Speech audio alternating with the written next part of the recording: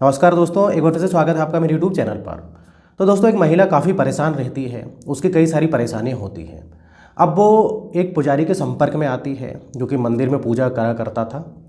अब वो पुजारी के पास जाती है तो पुजारी को अपनी समस्या बताती है। उसको कहीं से पता लगता है कि पुजारी काफ़ी अच्छे हैं और इनके पास समाधान होता है।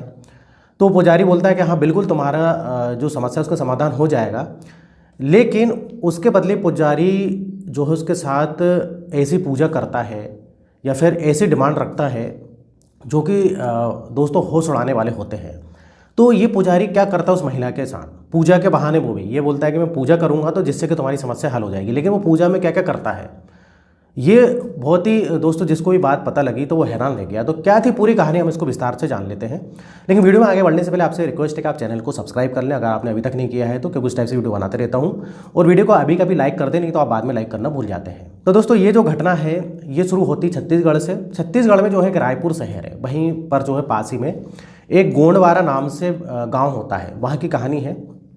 तो वहाँ पर जो है एक मानसिंह नाम का व्यक्ति था जो कि घर का मुखिया था और वो सरपंच भी था। जी हाँ दोस्तों, वो सरपंच भी था। अब वो सरपंच था तो मतलब उसके पास अच्छा खासा पैसा भी था, काफ़ी खेती बाड़ी रहती है और काफ़ी जो है पैसा रहता उसके पास, क्योंकि उसने काफ़ी जो है इलीगल तरीके से मानसिंह ने जो है पैसा कमा लिया था। अब उसका एक ही लौता लड़का होता है और उसकी जो वाइफ वगैरह होती सरपंच की बहुत पहले जो है एक्सपायर हो चुकी थी। तो उसका एक लड़का होता है जिसका नाम होता है रवि, और रवि की भी उसने शादी वगैरह कर दी थी। और रवि की जो वाइफ होती है उसका नाम होता है प्रीति। अब इधर पर जो सरपंच था ना, थोड़ा सा नाले का ढीला आदमी था। ये क्या करता था दोस्तों, कई लोगों को जो है पैसा उधार में देता था, ब्याज पे देता था और कई महिलाओं के साथ गलत काम करता था। अगर कोई महिला उससे पैसे लेने आ जाए तो उससे अलग ही टाइप की डिमांड रखता था। अब बेचारी कई महिला जो रहती थी वो मजबूरी में जो है इसके साथ जो है समय बिताती थी। तो ये जो मानसिंह था थोड़ा क्या बोले तो बहुत ही इस प्रकार से बेकार आदमी था। अब समय चलता रहता है दोस्तों, रवि की शादी हो जाती है। रवि की शादी हुए जो है 2 साल हो जाते हैं, लेकिन रवि को बच्चा नहीं होता है। तो इधर जो सरपंच मानसिंह बोलता है कि देखो ये इतनी धन दौलत इसका हम क्या करेंगे, कोई वारिस तो हमको चाहिए। तो रवि से बोलता है, और जो उसका पिता होता है मानसिंह, कि बेटा तुम्हारा बच्चा नहीं हो रहा है तो क्यों नहीं हो रहा है। तो इधर पर रवि बोलता है कि अपने पिताजी से बोलते, पिताजी मैं जो है डॉक्टर को दिखाने वाला हूँ, जल्दी डॉक्टर को दिखाऊंगा, क्या समस्या है। तो मानसिंह बोलता है कि तुम जल्दी जाओ, शहर जाओ, डॉक्टर को दिखाओ, क्या दिक्कत है भाई, क्योंकि मुझको इस घर का वारिस चाहिए। अब रवि जो है डॉक्टर के पास जाता है, उसकी वाइफ भी जो है डॉक्टर के पास जाती है। तो अब दोनों का चेकअप होता है, पता लगता है कि भाई रवि में कमी है। जी हाँ दोस्तों, रवि में कमी रहती है और रवि को डॉक्टर बताते हैं कि तुम में कमी है और इसका इलाज जो है काफ़ी चलेगा और कोई गारंटी नहीं कि तुमको बच्चा होगा नहीं होगा। अब भाई इस प्रकार से बोला जाता है। अब जो है रवि घर आ जाता है, घर आता है तो अपने पिताजी को बताता है। पिताजी मानसिंह बोलते बेटा क्या बोला डॉक्टर ने। तो इधर जो है रवि सारी बात बताता है कि पिताजी मैं शायद कभी बाप नहीं बन पाऊँगा, उम्मीद बहुत कम है, डॉक्टर ने ऐसा बोला है, फिर भी तुम्हारा इलाज हम करेंगे, ट्रीटमेंट करेंगे। तो मानसिंह कुछ नहीं बोलता है, बोलता है कोई बात नहीं बेटा, इलाज वगैरह करवाओ। अब ऐसे करते करते कुछ समय हो जाता है। अब मानसिंह को काफ़ी चिंता लगी रहती है। अब मानसिंह समझ जाता है कि जो मेरा बेटा है उससे ये सब नहीं होने वाला। अब एक बार की बात है, जब रवि खेत में गया था, इनके क्योंकि खेती बाड़ी भी रहती है बहुत सारी, तो रवि और ये मानसिंह दोनों खेती बाड़ी संभाला करते थे। रवि खेत में गया था तो इसकी बाई प्रीति घर में अकेली थी और इधर पर जो है वो बोलता है मानसिंह प्रीति से कि बहू ऐसा है कि मेरे बेटे में तो कमी है लेकिन मुझको बारिश चाहिए। अगर मुझको बारिश नहीं मिलेगा तो जो है तुम्हारा इस घर में रहना मुश्किल है, फिर कोई मतलब नहीं तुम्हारा इधर रहने से। तो इधर जो है प्रीति बोलती है कि मेरी तो कोई गलती नहीं है, अपने ससुर से बोलती है। तो इधर मानसिंह बोलता है कि देखो तुमको जो है मेरे साथ समय बिताना पड़ेगा, क्योंकि ऐसा है कि मुझे बारिश तो चाहिए। अब रवि से नहीं तो ये है कि मैं तुम्हारे साथ जो है संबंध बनाना चाहता हूँ। इस प्रकार से खुलेआम बोल देता है। प्रीति इधर मना करती है। अब प्रीति मना करती है तो मानसिंह बोलता है कि देखो अगर तुम ऐसा नहीं करोगे और मुझको बारिश अगर नहीं मिलेगा तो मैं दूसरी लड़की ले आऊँगा और तुमको इधर से घर से मैं भगा दूंगा, कोई ज़रूरत नहीं है तुम्हें इस घर में रहने की। इस प्रकार से प्रीति से जो है मानसिंह बोलता है। अब प्रीति बेचारी सीधी सादी रहती है और उसके परिवार में जो है उसका मायके में काफ़ी गरीब मतलब परिवार से थी वो। अब प्रीति बोलती है कि मानसिंह जो है मेरा ससुर सही मुझको भगा देगा अगर मैं इसको बच्चा जो है मतलब इस खानदान को अगर बच्चा नहीं मिलेगा या इस घर को बच्चा नहीं मिलेगा तो काफ़ी दिक्कत हो जाएगी।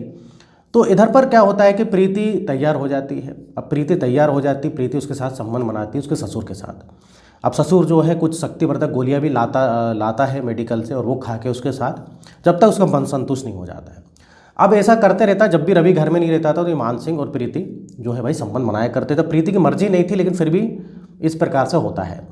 अब कुछ महीने और बीत जाते हैं, अब प्रेग्नेंट लेकिन जो है प्रीति होती नहीं है। तो मान सिंह बोलता है कि तुम प्रेग्नेंट नहीं हो रही, तुम में भी कमी है, और तुम में कमी, और अगर मुझे बच्चा नहीं मिलेगा तो मैं जो है तुमको इस घर से निकाल दूंगा।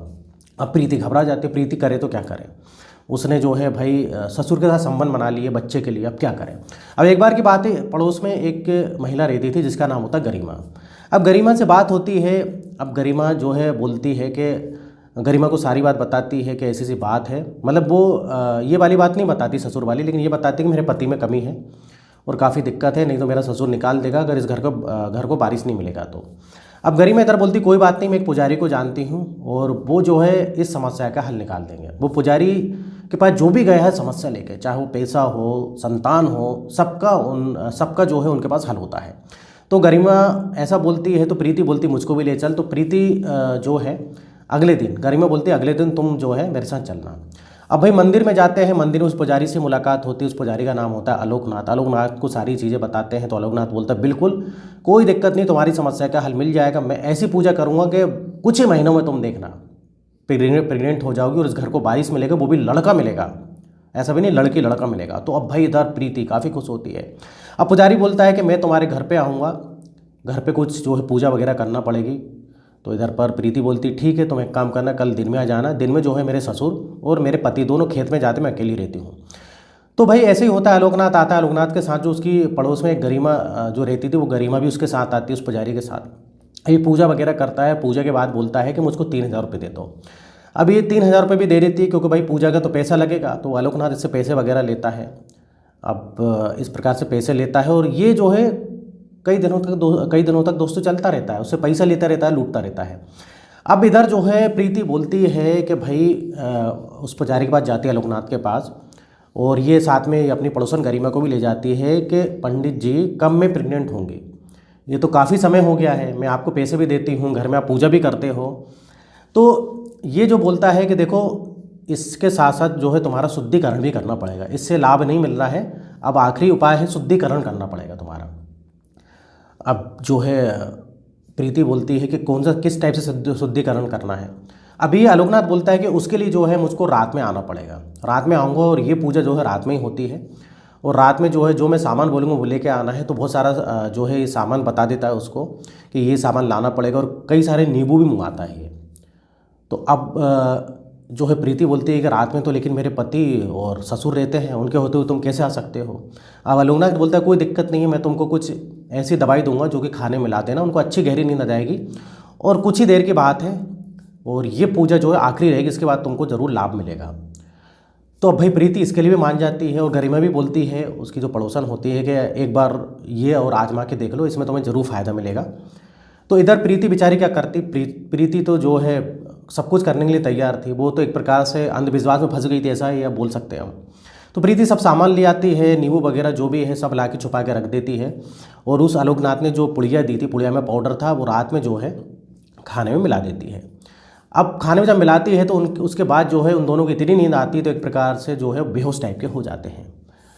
अब इधर पर जब बेहोश टाइप के हो जाते हैं तो इधर पर क्या होता है कि ये फ़ोन करती है आलोकनाथ को कि तुम आ जाओ। अब आलोकनाथ जो है रात को करीब जो है दोस्तों 2 बजे का वक्त हो रहा था, आलोकनाथ आता है, घर में घुसता है, दरवाज़ा खोल देती है, और साथ में वो गरिमा भी आती है आलोकनाथ के साथ।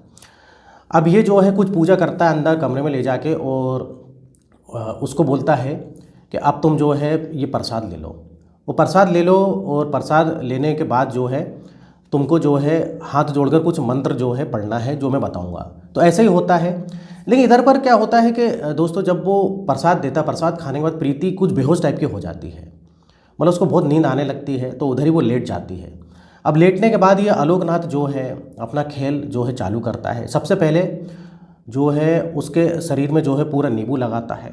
नींबू लगाने के बाद जो है ये उसके साथ रेप करता है, उसके साथ गंदी हरकत करता है, और ये पूरा कारनामा करता है। और इधर जो उसके साथ जो गरिमा थी, गरिमा जो है पूरे घर में जो कैश वगैरह होता है, ज्वेलरी वगैरह, सोना चांदी होता है, उसको लूटने में लगी हुई थी, क्योंकि दोस्तों ये गरिमा भी जो है मिली हुई थी ये जो पुजारी जो होता है आलोकनाथ, इससे। अब इधर पर ही जब इसके साथ गलत काम करता है और इसको होश बिल्कुल नहीं रहता, थोड़ा थोड़ा होश रहता है कि भाई आलोकनाथ मेरे साथ कुछ कर रहा है, इसके अलावा उसको होश नहीं रहता है। अब पूरा गलत काम करने के बाद ये क्या करते हैं कि आलोकनाथ और ये गरिमा है पूरा सामान लूट के जो है उधर से भागने लगते हैं। उतने में जो है एक बर्तन गिर जाता है। अब जब बर्तन गिरता है तो ये जो है रवि उठ जाता है, रवि की नींद खुल जाती है, क्योंकि रवि को ना जाने क्यों वो दवाई ने असर तो करा था लेकिन फिर भी उसकी नींद खुल जाती है।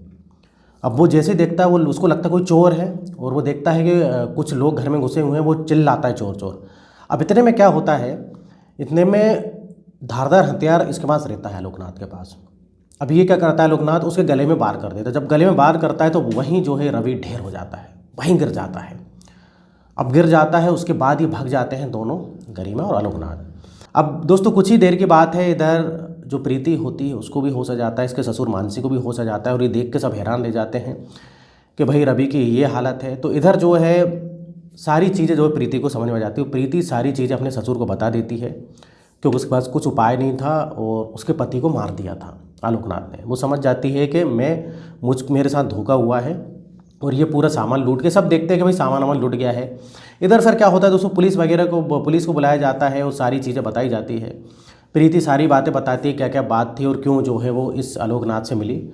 अब पुलिस देरी नहीं करती है, पुलिस जो है पूरा छानबीन करती है और इधर पूरे बस स्टैंड रेलवे स्टेशन पर जो है सूचित कर देती है कि इस टाइप से कोई लोग अगर मिलते हैं तो तुरंत जो है पुलिस में संपर्क करें। और इधर पर दोस्तों क्या होता है कि 3 से 4 दिन बीतते हैं, पुलिस इनको पकड़ लेती है। आलोकनाथ जो है वहीं गांव में छुपा हुआ था एक जगह और पुलिस के मुखबिर जो होते हैं उनने पुलिस को क्लू दिया था कि भाई इधर इधर जो है ये एक शख्स है, बहुत दिन से छुपा हुआ है और घर से बाहर नहीं निकल रहा है। तो पुलिस रेड करती है उस मकान में और आलोकनाथ को पकड़ लेती है। जब आलोकनाथ को पकड़ती है तो पूरा सख्ती से पूछताछ करती है, तो गरिमा का भी पता लगता है गरिमा कहाँ छुपी हुई है।